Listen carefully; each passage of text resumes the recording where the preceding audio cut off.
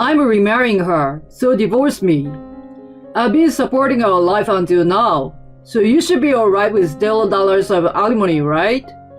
My husband keeps talking to me as if everything is as usual. I was so disgusted with him. Fine, in return. He accepted my suggestion without any hesitation. But he seems to not know that he's the one who loses. My name is Leah. I'm a 38-year-old housewife. My husband Sam and I have been married for 10 years. We first met at our workplace. We both knew each other as colleagues working for the same company. We were working on a project together, and as we worked more and more on the same team, we naturally got closer. We started going out for drinks and then started dating. After about a year and a half of dating, he proposed to me and we got married. He told me that once we were married, he wanted me to be a stay-at-home wife. I loved my job, but I also wanted to experience being a housewife, so I decided to leave my job for good. At the wedding, many people, including friends and people at work, congratulated me and I was able to have a very happy ceremony. My newlywed life with my husband was very enjoyable, and I worked hard at housework every day to be a good wife. I bought cookbooks, cooked many dishes, and improved my skills. My husband seemed always to be happy and said how delicious my food tasted.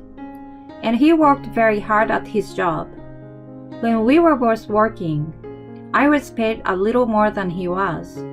But now he brings in the same amount of money as I did back then.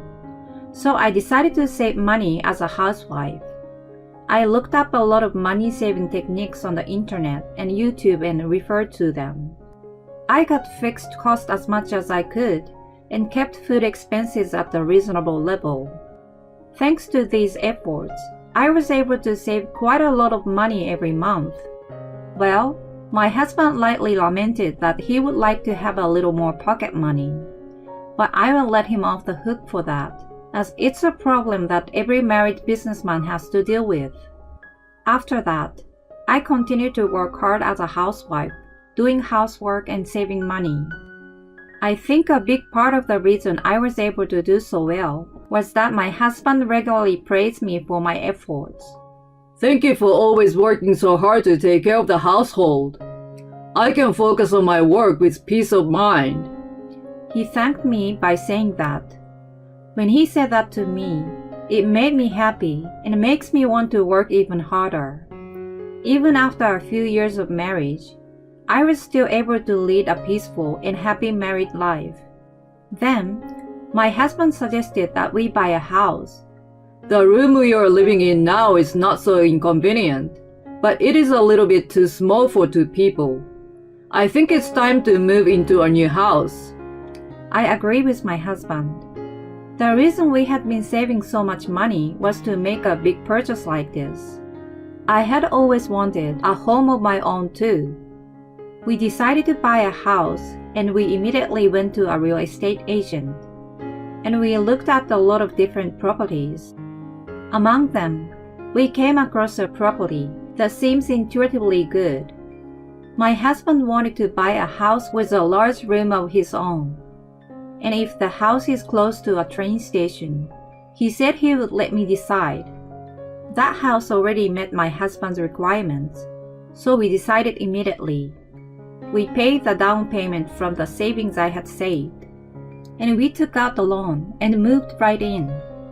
The life in the new house was comfortable and fresh. My husband and I were very happy, and I felt the same excitement as when we were newlyweds. When we first moved in, we had a lot of fun. We invited each other's friends and had home parties. We enjoyed our life in the new house. Of course, I have continued to save money since then, and I'm saving for the future. The monthly mortgage was just a little more than the rent we had been paying at our former house, so not much has changed in terms of what I do to save. Our lifestyle hasn't changed, but we could live in a comfortable and big house, so how could we not be happy? and so we had a harmonious married life. But there was one problem, that we still didn't have a baby. Neither my husband nor I were in any particular hurry to have children. We just waited for things to happen naturally, thinking that children are a gift from heaven.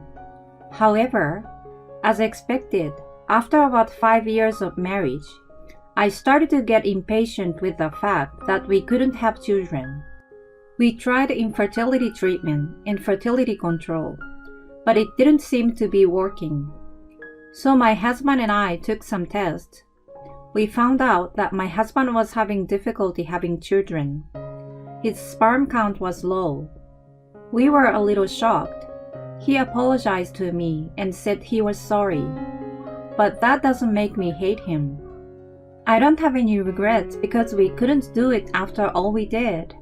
From now on, let's have a happy life together as a couple.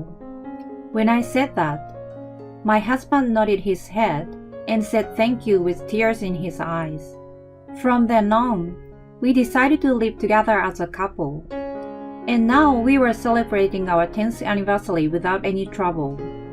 What should we do for our next wedding anniversary? Well, we could take a trip, go to a fancy restaurant, could do something a little extravagant. Or we could take the plunge and go on an overseas trip. We were having a good time talking about our anniversary like that. As a result, we decided to stay at the luxury hotel in the US. However, about a month before our anniversary, my husband apologetically told me that he had to go on a business trip and that he couldn't go on our anniversary trip. I see, but if it's a business trip, what can we do? I was sad, but our anniversary was on a weekday, so I couldn't force him to take a day off. My husband was promoted to section manager 5 years ago, and he's still working very hard. I hear his subordinate rely on him, so I can't force him to neglect his work. Even if we couldn't go on the day of our anniversary, I was hoping to go on a trip shortly. However, the booked hotel was so popular that it was already booked for this month. We had no choice but to make a reservation for the next month. At that time, I had no idea that it would later turn out like that. Then one day a little while later, my husband came home unusually drunk. He was so drunk that he immediately collapsed on the couch. He was saying something, but it didn't sound like a word. Anyway, I prepared him a glass of water, but he had already fallen asleep. It was Friday, so he must have been drinking with his subordinates. At that moment, his phone lit up and a message appeared on the screen. I had no intention of looking at it, but I saw a heart emoji in the message, so I couldn't help but I stared at it. There was a woman's name Mary in the message. The message was only partially visible, but the first sentence is, "I had a great time today," followed by a heart sign. What does this mean? Is my husband having an affair? My husband's phone is locked with a PIN code, so I can't open the message. I was all at once in a state of bewilderment, but I wanted to believe in what we had built together over the years, so I couldn't question my husband directly. Well, maybe I was a coward. Instead, I decided to ask a credit agency to investigate. The result of the investigation came out just as my husband was on a business trip. It was also the day of our 10th wedding anniversary.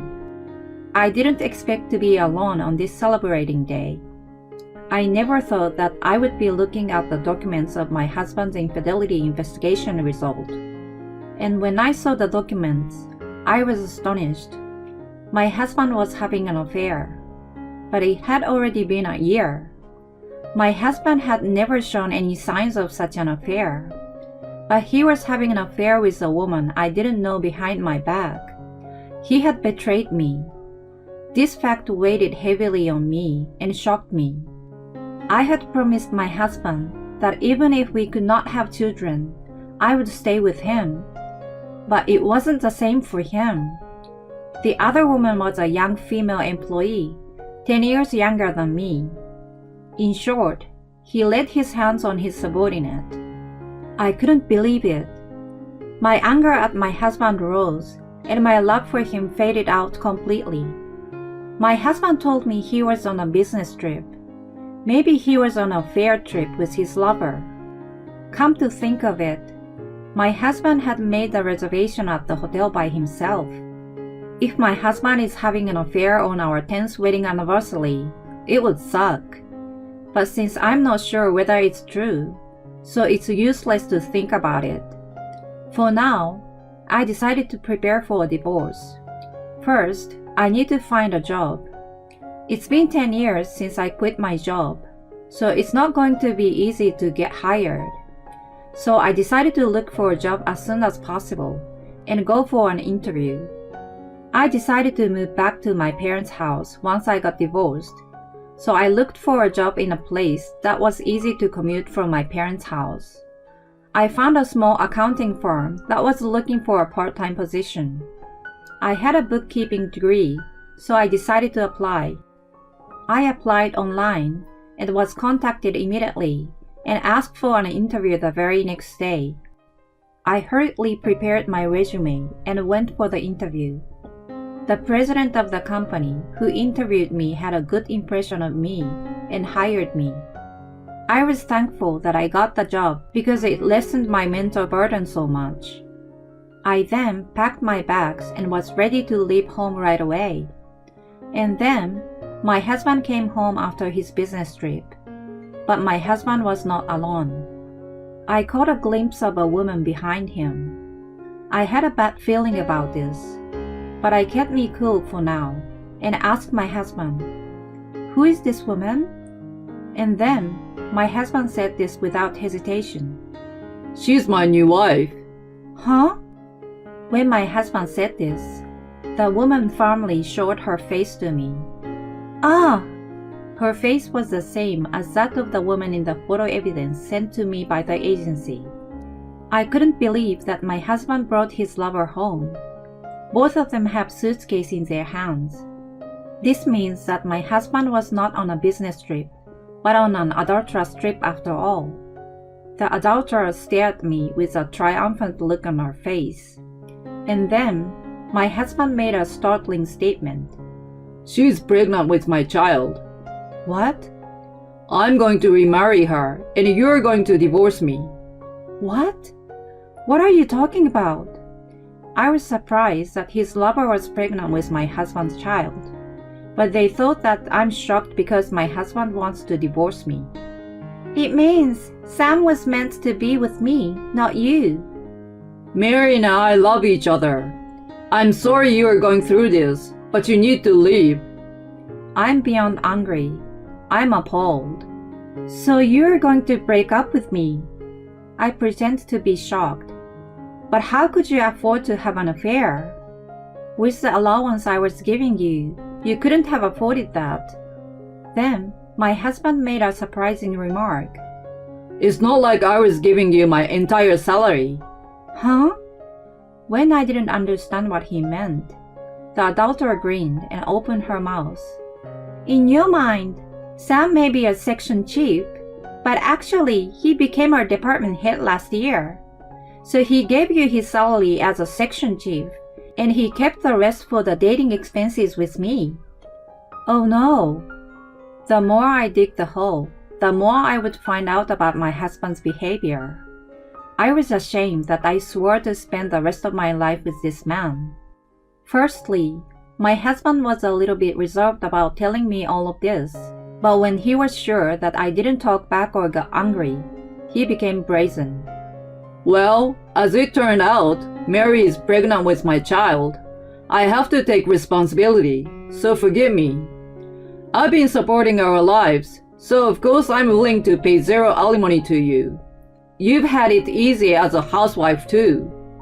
My husband said this without a hint of apology. I was so disgusted with him. Fine. In return, can I have all the property divisions? The money we've saved during our marriage, the house, etc. When I said that, he just said yes. I don't think you could save that much with my salary as a section chief. And this house was not that expensive to begin with, so we can buy this much again soon. My husband readily accepted my request, but he still doesn't know which one of us will lose more from this divorce. I took the divorce papers he brought and signed them. Okay, I will file it myself. Okay. Thank God you are so understanding. I'm glad you were able to get a divorce so easily. The adulterer said that and tangled herself in my husband's arms as if to show me. But I no longer felt any regret at the sight of such a thing, because I was certainly getting more out of the divorce than he was. My husband immediately packed up his belongings and left the house with the adulterer. After that, I filed for divorce and completed all the procedures for dividing the property and the name change of the house. I became a stranger to my husband. A month later, I received a phone call from my ex-husband out of the blue. Hey, what are you doing? What do you mean? You call me out of the blue and yell at me? You're kidding me. You told my company about my affair? I got a barrage of criticism from upper management and my co-workers, and I was demoted from my current position and got transferred to a regional department. Oops, but I didn't tell the company about it. The company you work for is also my former employer, and some of the employees are still good friends of mine. I'm sure it's because I talked to them about us. Oh no, you're a bad judge of character. Just because your life is miserable, you don't need to make mine miserable too. And why aren't you at that house? When I visited you earlier, I was surprised to see a stranger there. Yeah, because I sold the house. Sold? Why would you waste like that? You probably didn't know. I happened to have information that the land price in that area was going up. So I was able to sell it for a lot more than we paid for it. Eh? Really? And when you said earlier that my life would be miserable, you were wrong. I worked very hard to save money on the salary you were giving me. I was able to save close to 10 million even after we bought the house. 10 million? That's why I want more than getting alimony and doing the usual division of property. Oh no! Everything happened because you were having an affair. Also, don't you remember that you have a body that makes it difficult to have children? Is your lover really pregnant with your child? Oh. My ex-husband seems to have forgotten about it because we found out about it so long ago. Wait, Mary is meeting another man? I don't know, but why don't you look into it? Anyway, I don't want you to get involved with me anymore. If you ever show up in front of me again, I will call the police. With that, I hung up the phone and blocked my ex-husband's number. Later, I heard from my ex-coworker. The baby Sam's lover is pregnant with was in fact not his child. Sam got angry that he was deceived and broke up with his lover. But he lost a lot. He can no longer get promoted at the work. And we could have used the savings I did for us together, but he ruined it himself. Now he's working in a local department where he doesn't know anyone. On the other hand, I'm living at home with my parents for the first time in a long time. I'm working hard at the accounting firm. I'm going to invest a large amount of money I've earned this time to further increase my assets. And I will study more and more about my job, and in the near future, I hope to be hired as a full-time employee. As for my love life, I will take my time and hope to meet the right person. For now, I'm going to focus on work and family time. Even though she knew her husband couldn't have a child, she decided to stay with him. So it sucks that he betrayed her. I think she deserved to get all of the savings, her house, everything. That's how much she supported her shitty husband. And from now on, her main focus should be on enriching her own life. I hope she will have a happy life.